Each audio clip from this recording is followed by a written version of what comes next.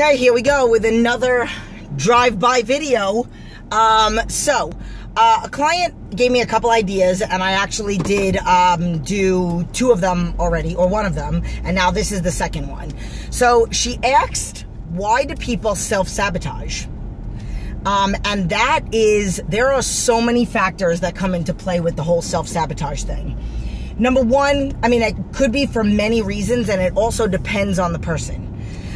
If you're not working with a coach, you tend to self-sabotage when you are not seeing results. Or if you are working with a coach, but you're not seeing the results that you want to see. That is self-sabotage.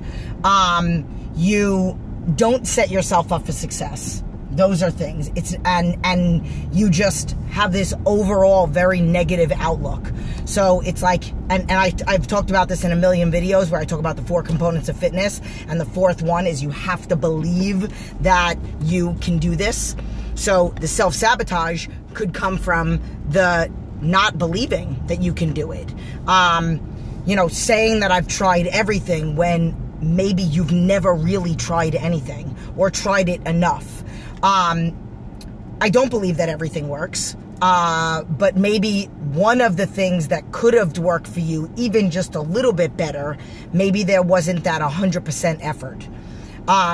Now, moving to people that maybe are with a personal trainer or are with a coach or whatever, it's habits.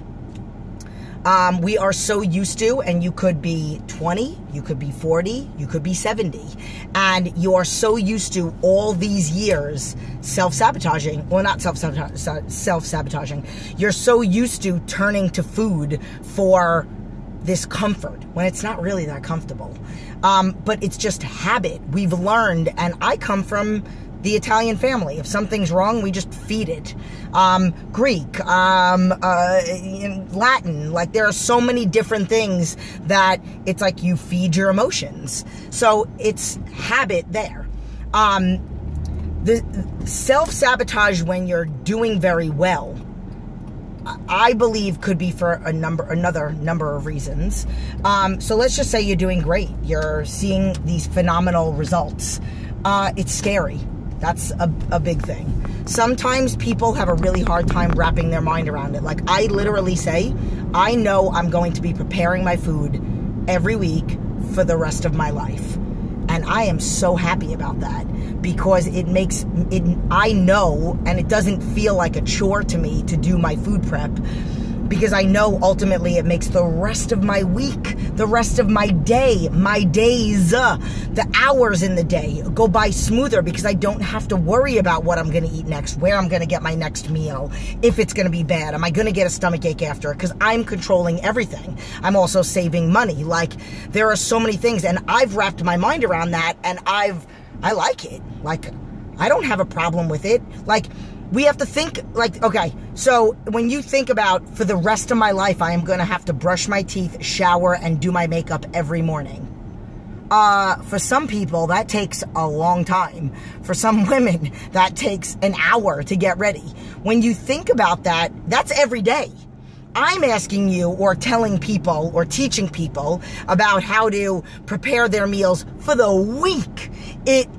Maybe 2 hours on a Sunday to prepare for the week. So why do we, and I've talked about this actually in a video, so why do we think it's so exhausting to have to prepare our food for a week in advance on a Sunday or a Saturday or a Friday? Who cares? In the middle of the week. But yet it's not exhausting to think that you have to put on your makeup. Again, I've talked about this in a video. It's because you get that instant gratification. The second you're done with your makeup, you look beautiful. Oh my God, bun on point. But you don't get that instant gratification. It takes time. It takes patience.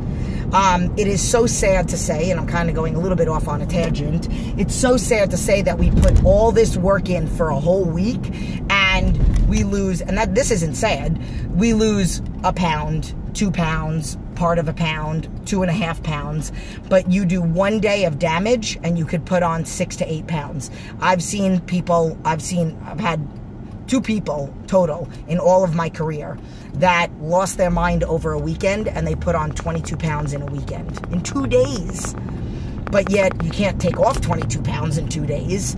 So, I mean, now getting back to the whole self-sabotage thing, I truly think that sometimes it is, again, the whole fear of, oh my God, am I going to have to do this forever?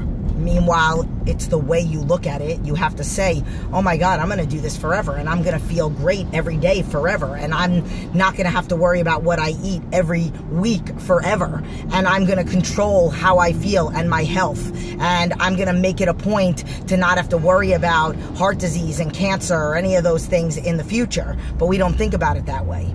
And then I truly believe that another reason why people self-sabotage is because deep down in their heart, maybe they grew up like this, maybe they were told this from a family member, a grandparent, a father, mother, cousin, a sister, wherever, that they were never going to amount to anything, that they're stupid. Some of you know my history of that word. That they're not going to, they're never going to succeed in anything.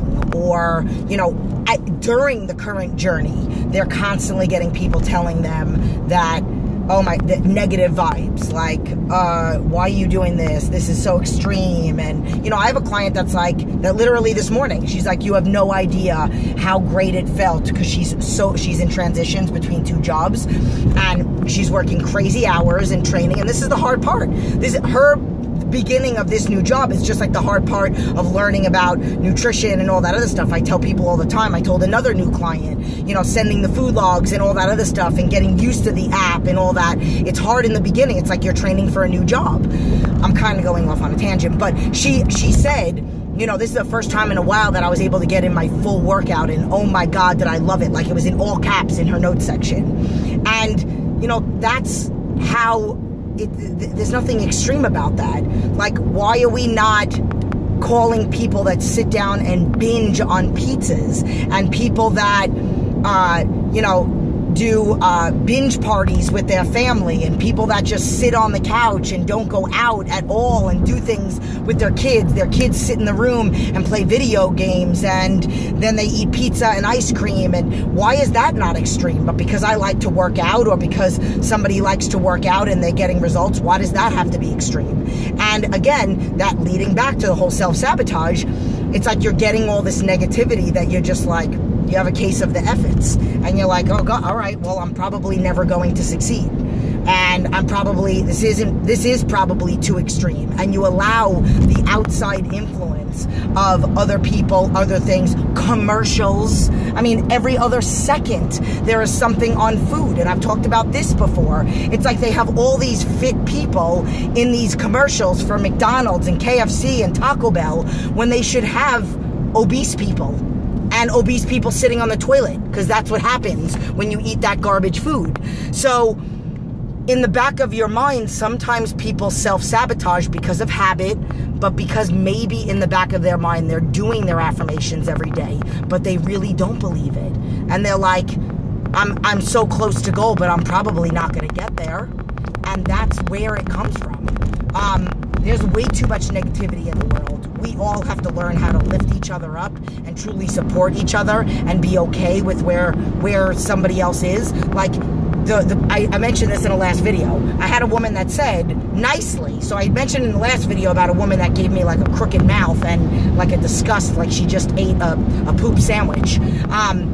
But like, I had a woman very nicely, I was doing a phone interview, and she's like, I know who you are, and I know what you look like, and I really do want to have toned arms. I don't necessarily want to look like you, and I respect your dedication and all that other stuff, but I just want to have toned arms. I don't want to have a lot of muscle, too much muscle. And I said, okay, thank you very much for saying that very nicely, and whatever. Like, that was her, like, she was being nice, being a nice person. Like, if somebody else in your family is not being nice to you because of, maybe they're not where you are, but they're just maybe taking their crap out on, not maybe, definitely taking their crap out on you, but why can't they just be happy for you?